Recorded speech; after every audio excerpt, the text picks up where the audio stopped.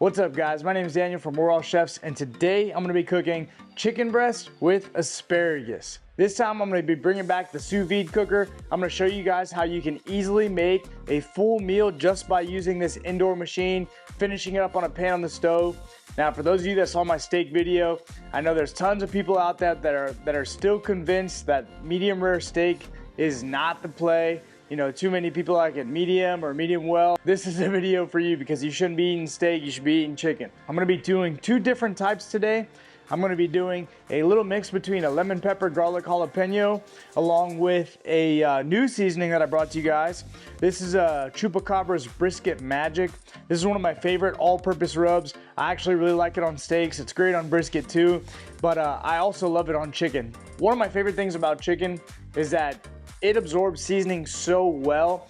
You can go nice and heavy. It's almost like it doesn't get too salty, but it also packs a ton of flavor. And so when I season my chicken, I want to make sure it's fully coated, but I don't have to overdo it, maybe like I would on a brisket or a steak. What I'm gonna do is I'm gonna trim up and season my chicken. I'm gonna throw that in my sous vide cooker first at 150 degrees for a minimum of an hour.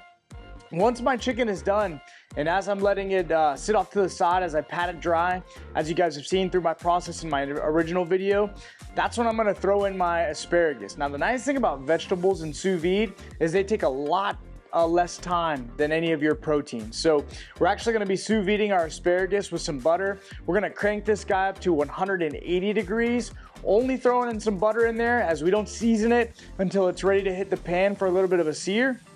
But I'm super excited to show you guys, and let's jump right in. So to start things off, I'm just gonna trim a little bit of the fat off, maybe clean it up. So to start off with my first two, I'm gonna go ahead and slice one of them in half.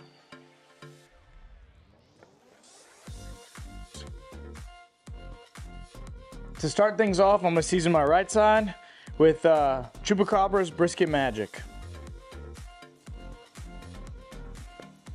Don't really think it's necessary to use any sort of binder. I'm just going to go ahead and flip them over and do the exact same thing. And again, I season them pretty heavy. I just want to make sure they're 100% coated. Make sure that we got lots of flavor throughout every bite. Now on this left side here, I'm going to go ahead and hit it with my lemon pepper and garlic jalapeno mix.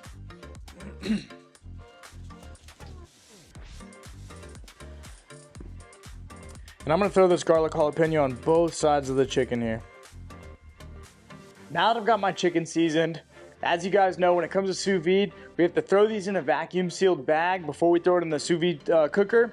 All I'm gonna do is throw it in with just the chicken itself, no butter, no additives. I'm just gonna vacuum seal the chicken with the seasonings that I got on here. I got both of my different types of chicken completely vacuum sealed, ready to hit the sous vide cooker. And I'm gonna be throwing these in at 150 degrees for about 1 hour.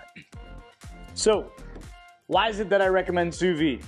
Well, as you guys see, I'm cooking this at 150 degrees, and most of the time you cook chicken, or you see at restaurants and on menus that you need to cook meat or chicken specifically at 165 degrees internally. The benefit to this is that I can cook it in an hour at much lower temperatures, like 150 degrees, while still keeping a lot of that moisture trapped inside. It comes out super juicy, and it's still safe to eat. Believe it or not, when they talk about cooking chicken up to 165 degrees, it's at 165 degrees for a minute on the grill. And as your time or temperature is lower, you know, whether it be 155 degrees, as long as a chicken stays at 155 degrees for a minimum of, I don't have the chart memorized, but I'll throw it up on the screen here.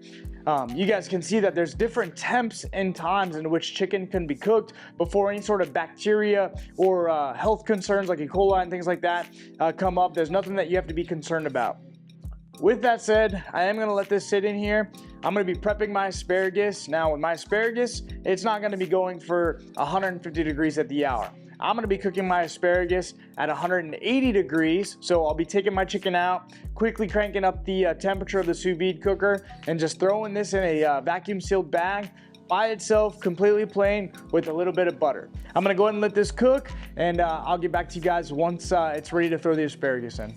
All right guys, it's been about an hour since my chicken was thrown in the cooker. It is officially done. The best part about sous vide is this is already finished. The fact that our food is completely cooked is I can take this out, pat it dry, throw it in a bag or meal prep it to sear later on or even at a different day. My meat is cooked the whole way through at exactly how I want it. The only thing that I need to do is just finish it off on a stove and give it that crust on the outside.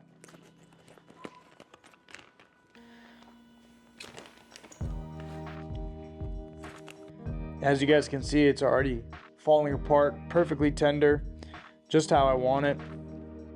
Now that I've got my chicken unbagged on some paper towels, all I'm really gonna do is let this sit here, make sure that it's completely pat dry.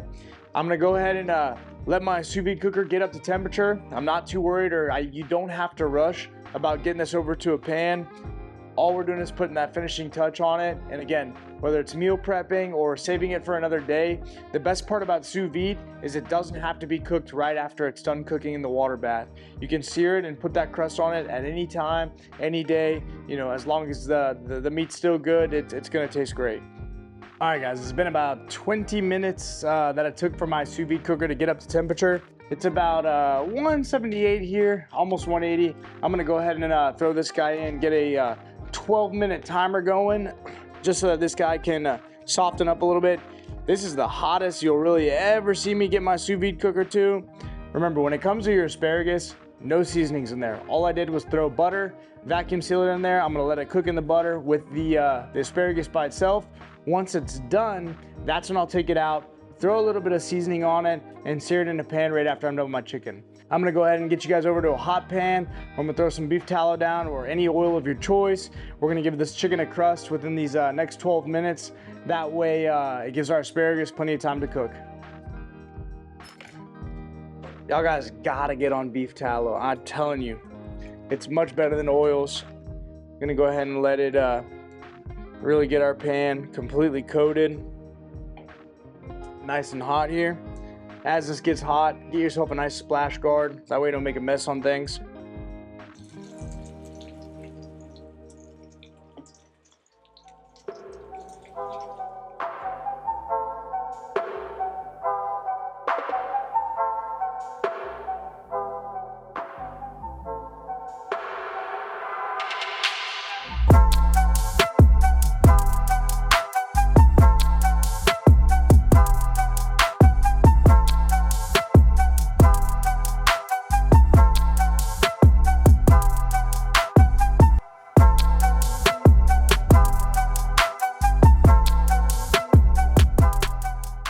I'm super excited with how this chicken turned out, guys. I can't wait to dig into both. I got my meal prep, my lunch for the next 2 days. I'm really excited with the asparagus and the good little crust and the good bend that I have on it. It is fantastic. I love the way that tastes. I think I'm gonna dig into the go-to Heath Riles garlic jalapeno with a little lemon pepper zest to it. Some of my favorite on chicken. It almost shredded while I was cutting it, especially on the chupacabra seasoning, but very tender. Oh, tastes amazing. Honestly, you guys got to give this a try. Pick up lemon pepper seasoning. Pick up Heath Riles garlic jalapeno. You guys know I've used it on a ton of stuff. I really love this seasoning. As for the brisket magic, you're probably thinking, well, Daniel, why are you throwing this on some chicken? First and foremost, anything great tastes great on a chicken that's cooked this well. You gotta get yourself a sous vide cooker, but in terms of flavor, it's got a really good peppery flavor.